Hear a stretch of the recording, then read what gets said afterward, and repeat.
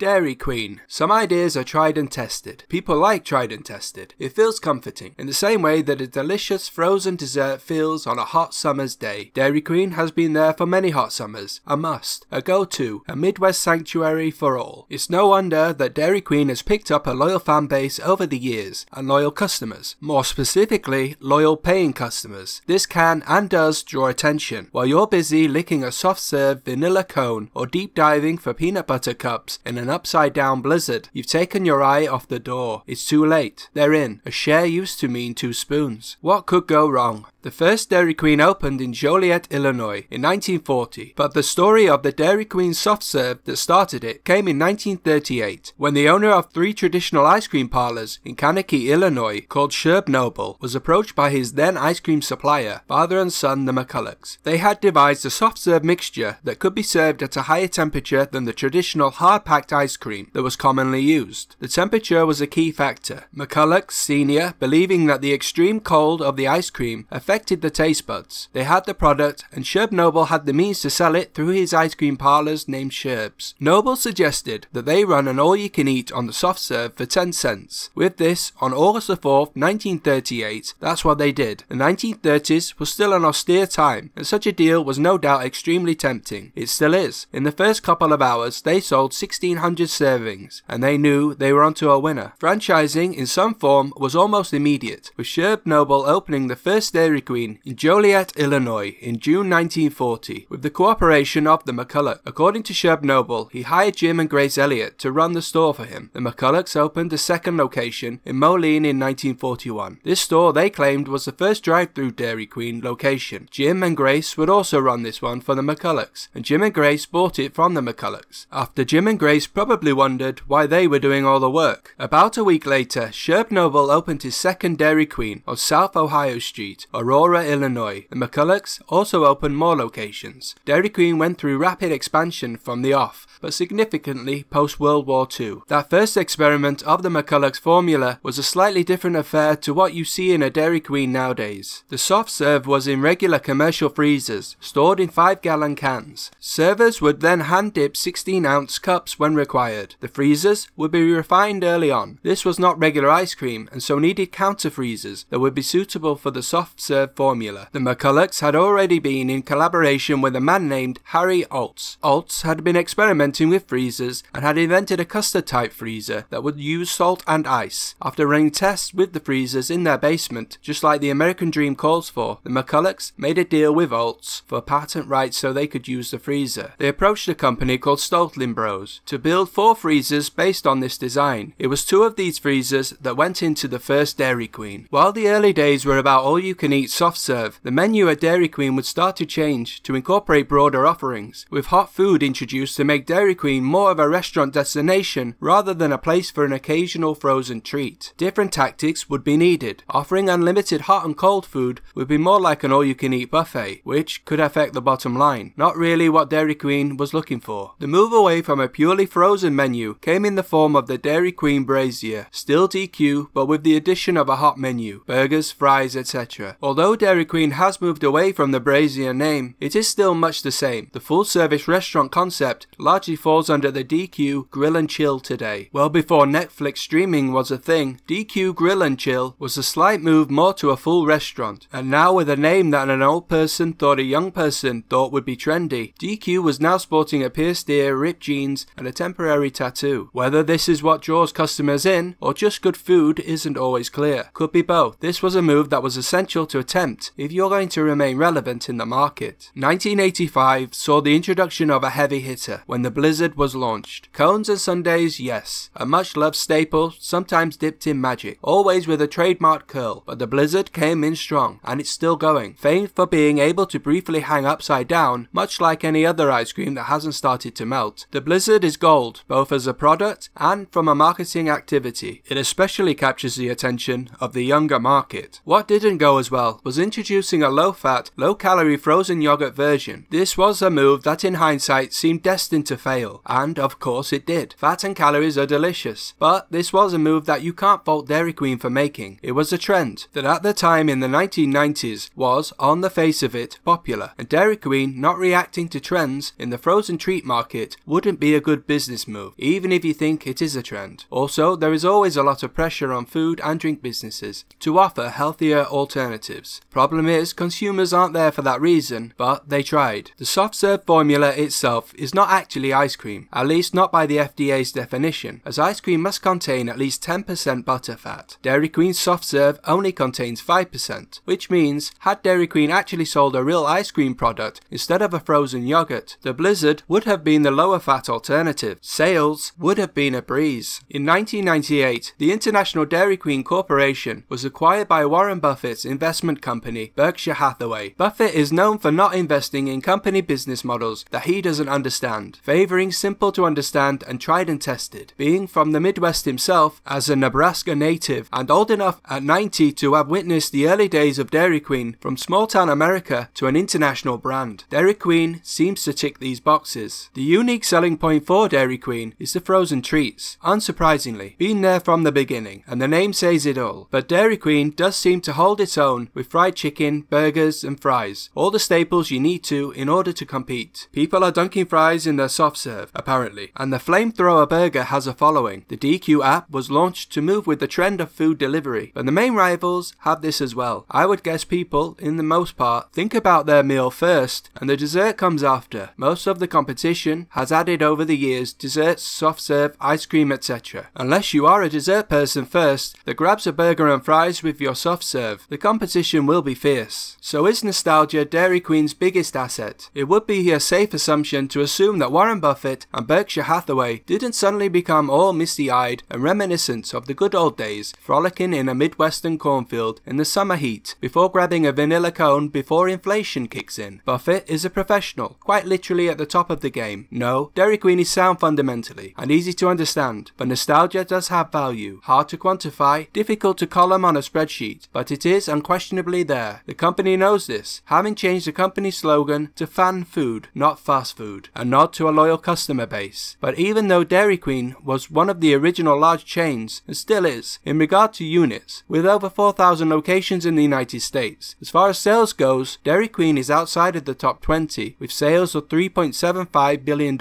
Dairy Queen, for many, is still a good experience, still what they remembered. Nostalgia is likely Dairy Queen's biggest asset, but staying relevant is just as important. With more people moving away from cities, looking for a slower, more idyllic life, new memories could be made. Handing out a vanilla cone for free will no doubt help with the memory making. On the first day of spring, Dairy Queen has been handing out a free cone as an annual tradition. Just in case you forget, the DQ is in town. This might jog your memory until the brain freeze kicks in. Dairy Queen has had a long-standing relationship throughout the years with Pepsi. Although other drinks have been available over time, Pepsi is probably what most people will associate with a trip to Dairy Queen. Over the years, particularly under the ownership of Berkshire Hathaway, Coke has slowly become dominant and has pushed Pepsi to the side. Not too much of a surprise given that Berkshire Hathaway is the largest shareholder of Coke and Warren Buffett sat on the board. The Orange Julius brand, acquired by Dairy Queen, is also available, and the humble IC and Slurpee drinks were reportedly invented by a Kansas City Dairy Queen franchisee. In a move said to be aimed at reducing child obesity, Dairy Queen announced in 2015 that soft drinks would be removed from its children's menus. I'm sure Dennis the Menace would approve. Obesity is a huge problem, and Dairy Queen deserves a lot of credit and free publicity for this responsible act. Future Olympians can now enjoy a kid's meal with fried chicken, french fries and ice cream, soft serve, but with a bottle of water or low-fat milk. Problem solved. Thanks, Uncle Warren.